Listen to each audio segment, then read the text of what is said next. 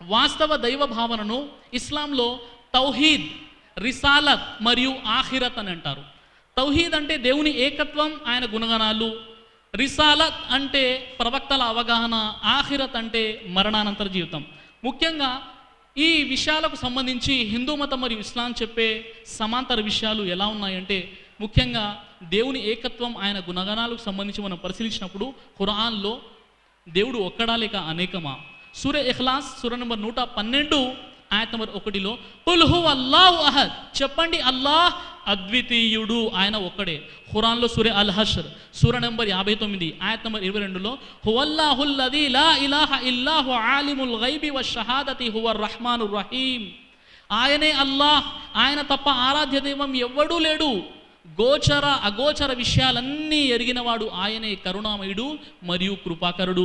ఖురాన్లో సూరే బఖరా సూర నంబర్ 2 ఆయత్ 163లో వ ఇలాహుకుం ఇలాహుం వాహిద్ లా ఇలాహ ఇల్లాహు రహ్మానుర్ రహీం, మానవులారా మీ దేవుడు ఒక్కడే, ఆ కరుణామయుడు ఆ కృపాకరుడు తప్ప మరొక దేవుడు లేడు.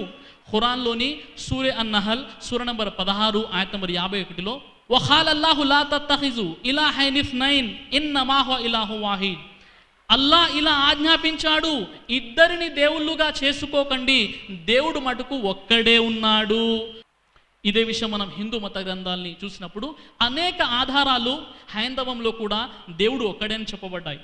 హిందూ సోదరులు ప్రామాణికంగా భావించేటటువంటి వేదాల్లో ఋగ్వేదాన్ని పరిశీలించినప్పుడు ఋగ్వేదం 6వ మండలం 45వ సూక్తం 16వ మంత్రం, ఋగ్వేదం 7వ మండలం 1వ సూక్తం 1వ మంత్రం, ఋగ్వేదం 8వ మండలం 1వ సూక్తం 1వ మంత్రం, ఋగ్వేదం 8వ మండలం 1వ సూక్తం 17వ మంత్రం, ఋగ్వేదం 8వ మండలం 25వ సూక్తం 16వ మంత్రం, ఋగ్వేదం 9వ మండలం 63వ సూక్తం 5వ మంత్రం, ఋగ్వేదం 10వ మండలం 114 సూక్తం 5వ మంత్రం, ఋగ్వేదం 10వ మండలం 82 సూక్తం 2వ మంత్రం, ఋగ్వేదం 10వ మండలం 82 సూక్తం 3వ మంత్రం, ఋగ్వేదం 10వ మండలం 82 సూక్తం 6వ మంత్రం, ఋగ్వేదం 1వ మండలం 164 సూక్తం 46వ మంత్రం, యజుర్వేదం 17వ అధ్యాయం 27వ మంత్రం, అదేవిధంగా అధర్వణ వేదం 2వ కాండం 2 సూక్తం 1వ మంత్రం, అధర్వణ వేదం 2వ కాండం 2 సూక్తం 2వ మంత్రం, అధర్వణ 13వ కాండం 4 సూక్తం 19వ మంత్రం, అధర్వణ వేదం 13వ కాండం 4 సూక్తం 16వ మంత్రం, అధర్వణ వేదం 13వ కాండం 4 సూక్తం 21 మంత్రాల్లో ఆ దేవుడు ఒక్కడని అనేక ఆధారాలు ఉన్నాయి.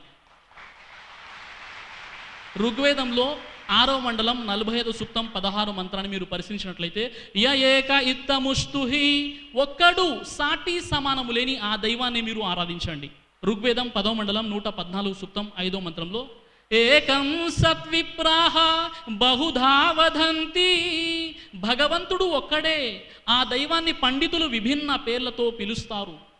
ఒక్కడు అంటే ఏ విధంగా ఒక్కడు, ఎలా మనం విశ్వసించాలి అంటే అధర్వణ వేదం 13వ కాండం 4వ సూక్తం 16 నుండి 21 మంత్రాలు మీరు పరిశీలించినట్లయితే నా ద్వితీయోనా తృతీయోనా చతుర్థోనా ప్యుచ్యతే, పంచమోనా షష్ఠః సప్తమోనా ప్యుచ్యతే, నాష్టమోనా నవమో దశమోనా ప్యుచ్యతే, తమిదం నిగతం సహ స ఏష ఏక ఏకవృత్ ఏక ఏవా, ఆయన ఒక్కడు, ఒకే ఒక్కడు, 2 3 4 5 6 7 8 9 10 ఎంత మాత్రము కాదు, ఆయన ఒక్కడు, తనకు తానై సాటి లేనివాడై ఒక్కడై ఉన్నాడు అని హిందూ మత గ్రంథాలు చెప్తున్నాయి.